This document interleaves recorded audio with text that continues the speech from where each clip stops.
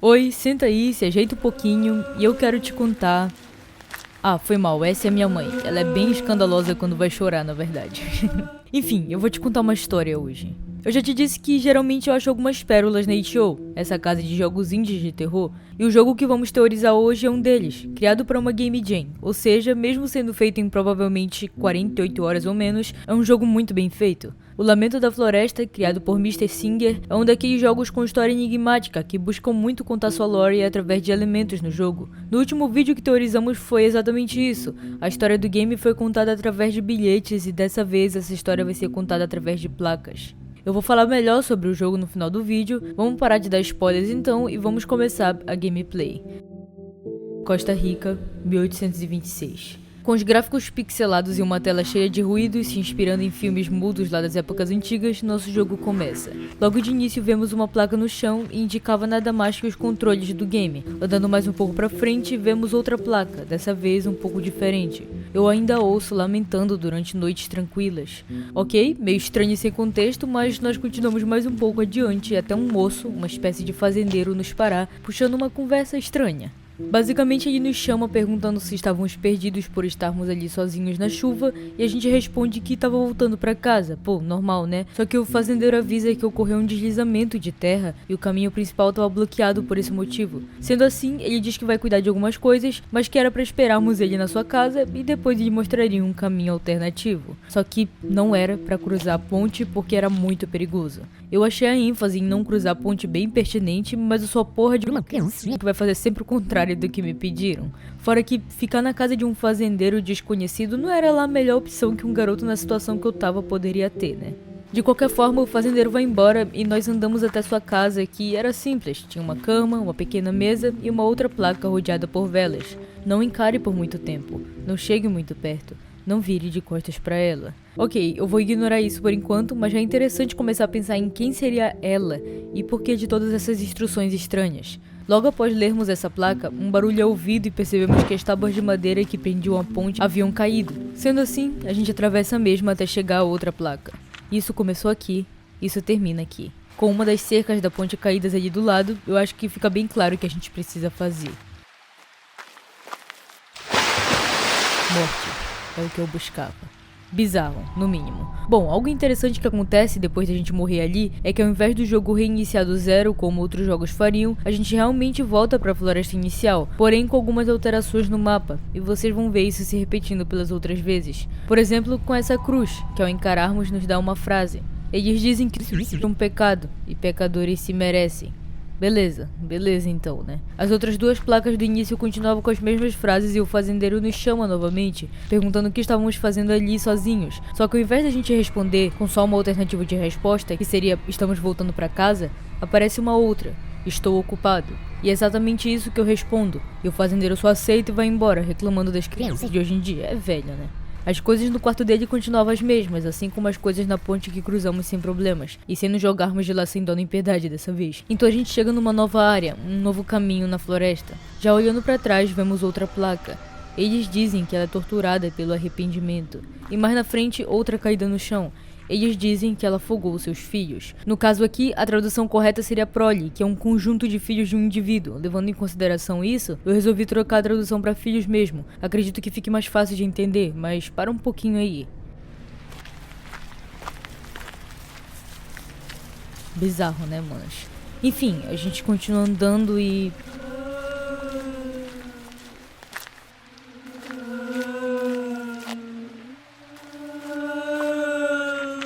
Porra, se eu ouvisse isso em algum momento do meu dia, meu amigo iria tratar de me matar imediatamente. E olha que eu já vi muitas coisas estranhas. Enfim, um lamento que parece estar vindo de todas as direções nos persegue. Porém, mesmo olhando para todos os lados, a gente não consegue achar a origem dele, somente outra placa no chão. Mesmo agora, ela chora pela sua criança perdida. Andando mais pra frente, nós conseguimos ver de onde estava vindo o choro, até que isso acontece. Minha criança?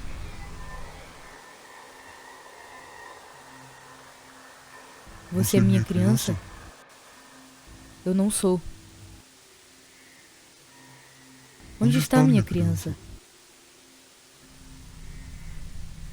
Eu não sei. Você se parece com ele.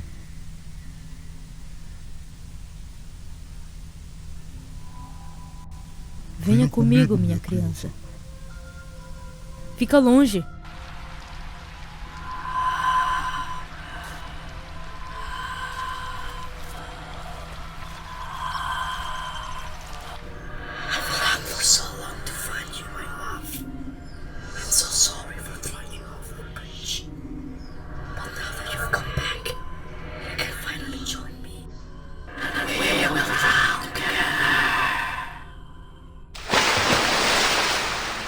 Morte não é o fim. Ok, essa mulher aparentemente arremessou seu filho da ponte e começou a achar que eu era o seu filho, estranho, mas ao voltarmos pro jogo, algo mais bizarro acontece. Que porra foi essa? Outra coisa aparece de diferente no cenário, uma pequena vela que muda o que estava escrito na placa inicial. Acenda uma vela pro explorador querido, uma vela para cada... Beleza, sinistro no mínimo, mas vamos ignorar isso e continuar, olhando outra placa. Eles dizem que o recém-nascido era indesejado. E depois disso, outra coisa que havia mudado era o fato de que o fazendeiro simplesmente não se encontrava mais ali, porém sua casa estava do jeito que ele havia deixado, com as placas dando instruções, tanto ali quanto na ponte. Atravessamos a ponte então e vamos dar uma olhada em outra placa. Alguns dizem que ela trouxe vergonha para a família. E a do chão, alguns dizem que seus próprios parentes a amaldiçoaram. Após isso seguimos pela trilha, ouvindo o choro e o lamento, e a tristeza corroeu sua sanidade. Bom, então encontramos a mulher de novo, e dessa vez ela diz que lembrava da gente. Eu confesso que nessa hora meu cu trancou um pouquinho. Eu respondo então que eu não era sua criança, e a outra alternativa para quando ela pergunta onde estava mesmo, seria dizer um pouco adiante, e é isso que eu decido escolher dessa vez. Você tem certeza? Sim. Ok, eu confio em você. Então ela vai à procura, mas...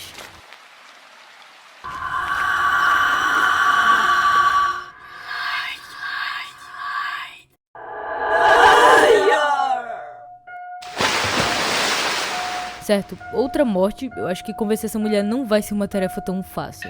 Nós voltamos pro início então, e outra vela estava acesa ali do lado da placa, que mostrava o seguinte: uma segunda vela pela sua paciência. A placa adiante também mostrava outra frase. Alguns dizem que sua maldição é punição divina, e ao invés do fazendeiro não estar ali como antes, dessa vez ele estava. E estava morto, jogado no chão, segurando uma placa. Encare a chuva ou encare o sol. Repita seus passos para que você deixe esse ciclo mortal. Certo, vamos então ir ali na casa do falecido, que não tinha nada de diferente, assim como a placa da ponte, mas que atravessando já mostrava outra coisa. Outros dizem que o pai é o culpado. E a placa no chão, o caminho pela segurança permanece bloqueado. Enfim, ouvimos o mesmo choro no caminho, a outra placa mostrava a frase presa para sempre, a moça continuava chorando, falou que estávamos de volta, eu respondi que eu não era sua criança e não sabia onde ela estava. Ela repetiu as mesmas frases e depois tentou correr atrás da gente. Eu até tentei atrair ela pra ponte, mas também não deu muito certo. Uma terceira vela apareceu e a placa mostrava o que era ela, uma terceira vela para sua moderação. Enfim, o resto das coisas permaneciam normais e pro vídeo não ficar muito repetitivo eu vou só falar sobre as coisas que mudaram. A primeira coisa é que não havia mais a placa após a ponte, somente a do chão, que dizia desamparada e esquecida. E a outra, o Senhor havia esquecido desse lugar. Enfim, a mulher continuava chorando. Minha criança. Eu não sou sua criança. Você pode ser minha criança?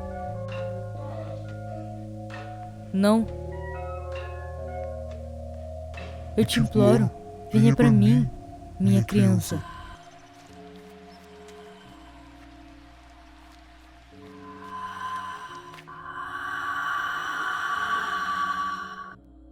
E ela nos pegou mais uma vez e nos afogou novamente no lago. Outra vela estava acesa ao lado da placa.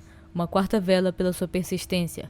A placa mais acima dizia o seguinte: cuidado com as ilusões dos leprechauns da floresta. Sim, eu não consegui achar uma tradução correta para isso, mas leprechauns, de acordo com o Google, seriam os famosos duendes verdes da Irlanda e um dos principais símbolos do país. Eu acho que vocês já viram ele em algum lugar. Eu não sei exatamente o que isso tem a ver com o nosso jogo, mas beleza, né? O fazendeiro continuava morto e as placas continuavam sendo as mesmas, mas atravessando a ponte algo diferente ocorre. Eu vejo o fazendeiro em pé, olhando para uma parede de pedra, e ele parecia estar alucinando, falando coisa com coisa. De manhã cedo trabalho no campo, ao meio-dia cuido do gado, ao entardecer colho as colheitas e à meia-noite me preparo para fazer tudo de novo. Trabalho no campo, ao meio-dia cuido do gado, ao entardecer colho as colheitas e à meia-noite... Olá? Meia-noite.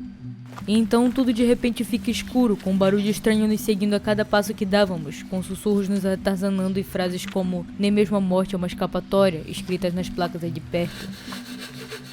Ao chegarmos no fim do mapa, a moça não estava mais lá. Ao invés disso, tinha uma espécie de altar com uma última placa que dizia "não se entregue".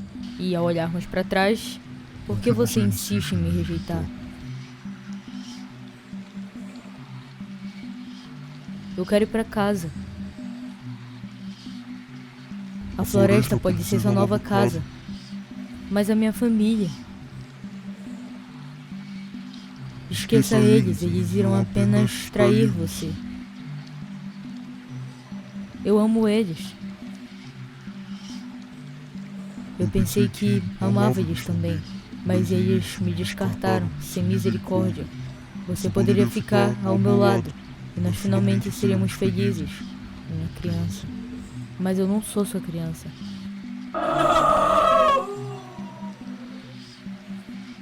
Essa é sua última chance. Venha pra mim, minha criança. Então a moça abre os braços com um sorriso bizarro, esperando que se dessemos e corrêssemos até ela. Porém, obedecendo a placa, eu decido não fazer isso e eu espero parado ali. Venha pra mim, por favor. Então você fez a sua escolha. Você me machucou, criança. E depois disso, como se nada tivesse acontecido, tudo volta a ser como era antes. Claro, e era quase isso que a placa no altar atrás da gente indicava. Retorne para onde tudo começou. Então eu ando lentamente, meio desacreditado até a ponte e a moça nos segue novamente. Eu só queria sua companhia. É tão solitário.